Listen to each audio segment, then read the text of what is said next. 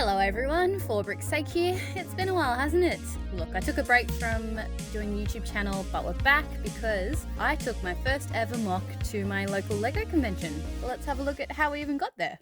So obviously my favourite film is the 1991 Walt Disney Classic Beauty and the Beast, arguably the best film ever. So it makes sense that if I'm about to spend a lot of time researching and creating my first mock, it would be my favourite movie. Especially since when you start doing mocks, you start spending a lot more money on pieces. So I wanted it to be something I wanted to keep and not just break down afterwards. So I found when I started a mock, particularly one that is based on IP, I tend to start with seeing if I have the building ability to create the key features or defining elements.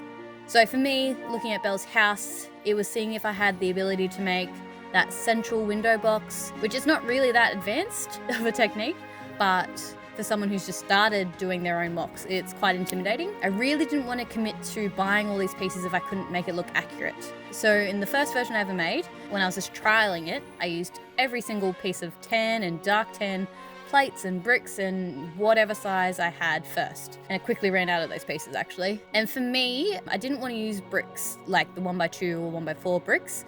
I wanted to really make it look like brick, give it that detail. So yes, my life would have been way easier if I just used bricks, and cheaper actually. But I settled on a combination of the 1x2 grill plates, the 1x2 round plates, the ingot pieces, and a whole bunch of 1x plates in a combination of tan, dark tan, and olive to replicate that kind of mossy growth that would happen in the shadowy parts of a building of this era.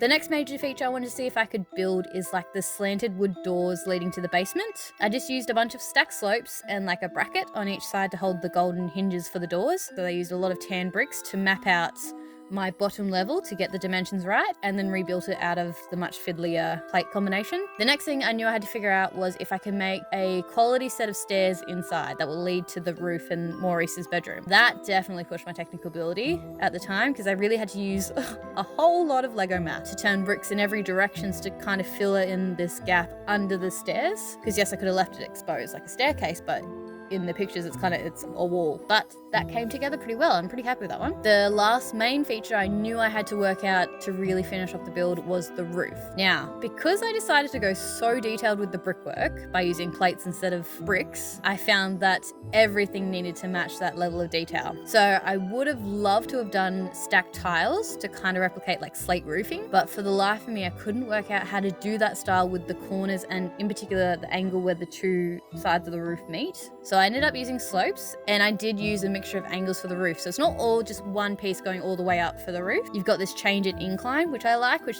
just gives it that little bit of detail. We have quite a couple of options of pieces with the concave angles and convex angles to do the corners and where the two parts of the roof meet. Now, it didn't exactly match out completely because not every slope comes in dark red. So the piece where the corners meet was fine for the smaller slopes, but when I went to the bigger slopes, I didn't have a piece that matched, so I just had to stack a couple of plates on top to fill it out. Which I don't mind, it gives it that little bit of extra detail, it doesn't feel like just bricks. When I was building Maurice's machine, originally I was like, oh, maybe I'll put it out on the grass in front of the house, that'd look cool. But then building the basement out with furniture, I'm like, oh, it's actually really empty in here. So I wanted to put it inside in the basement level, as it is in the movie when we mostly see it. But it was too tall. I couldn't work out how to make it smaller and still have all the elements like the grill with the fire in it and all that stuff as part of it. So I realized I had to make everything taller so it would fit in. Each level got taller by at least, I think it was about 2 bricks. Might have been 2.5. Now, it was time to start situating the cottage onto the landscape. I used about 10 of these awesome 16x16 Technic brick pieces from the art series. And here you can see I was starting to use a bunch of the dark green slopes and the reddish brown slopes to map out my footpath from the staircases to like the little barn on the side of the house. And just really trying to work out logistically how everything would fit. And this is what we ended up with. I want to show you some of my favorite finishing details. So starting outside, I ended up adding some blue lights to the water with like loose 1x1 translucent blue pieces on top to make the water look like it was really churning. Actually, when I took this to convention, every kid was like, does it turn? I'm like, no, it doesn't. But maybe next time. This tree at the front is both my favorite thing and the bane of my existence. It is the most fragile, horrible to move thing I've ever made. So to get all the roots going every which way at the bottom is 4 1x1 bricks with like the Technicolor so then I can add all the limbs and get the roots going everywhere. And then on top of that, we've got the stacks of 2x2 round bricks that has a Technic cross in the middle of it. Problem is, while there is a Technic pole through all that, there's nothing to connect the 4 1x1 Technic bricks with those curvy structures. So that's the weak point, and it just breaks there every time. And because I've got all of these flex tubes bending every which way every time it breaks, I have to weave those in and out and around. It's annoying. But it looks good. It looks really organic. All of these plant stalks and the leaves, I was lucky to get off the pick-a-brick wall maybe a year ago. And to make the bushes look even more fuller, I have one stalk full of leaves attached to the base, and then I make another stalk and rest it just on top. Alternating between having a single one and double really just gives it like a lovely lush feel and makes it feel a lot fuller. This little barn area came out really well as well. I did use a bunch of the loose stalk branch pieces to give the feel of hay on the floor, but I did make a little hay bale using those little wolverine claws and tan, and just wrapped some string around it to make it look like it was a hay bale, not just random bits of tan. The last detail I love outside is the chimney. They were another difficult build because, again, they had to match the level of detail I've done everywhere else. I couldn't just do stacked grey plates. They had to be the wedges and lots of curves and ingots and just really, really detailed. I definitely did the chimney late in the game. I knew I was going to use the chimney as the kind of channel where I'd run all my cables for all of my lights. So it's kind of like a shelf. Because of that, it comes away from the wall too much, and I don't love that. Particularly when I was moving it, it would come away and I'd have to take the whole roof of the barn off to kind of push it back towards against the wall and then trap it with the roof of the barn. So that's definitely one thing I would build differently if I did this again. I would still use it as my channel, but I think I would just attach it to each layer way more. And that was part of I didn't have the big 16x16 base plates that I was going to use to kind of display everything, so they came late as well, so everything was built separately. But that was definitely a good lesson for building mocks moving forward, is get your base earlier so you can just do everything more stable. I do really love the smoke coming out of the chimney, just using a bunch of 2x2 round white studs and 1 studs. I actually ran out of those pieces, so that's as big as it got.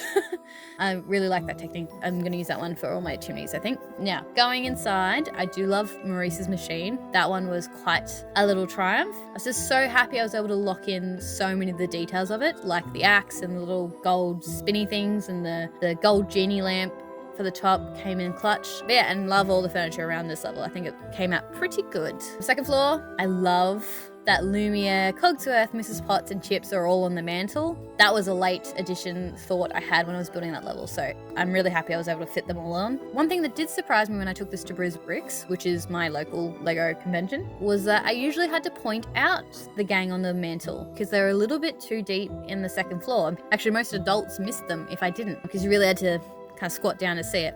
And then finally, upstairs we have Maurice's bedroom. I snuck in the last characters from the castle, so we've got the wardrobe and Babette, the little feather duster. This room was definitely one of the harder rooms to work out because in the movie we spent the least amount of time in this room, but I'm happy with how it came out. I mean, some of it's a bit generic bedroomy stuff, but I still am pretty happy with how I filled out this roof space, because otherwise it would have been empty. So yeah, there you have it. My first ever proper mock. I'm super proud of it. And I'll be honest, I'm quite shocked at how my own building skills have developed, even just making this one mock. I never in a million years dreamed I would have got a mock of this quality, that I was comfortable and confident in taking it to a convention and showing off.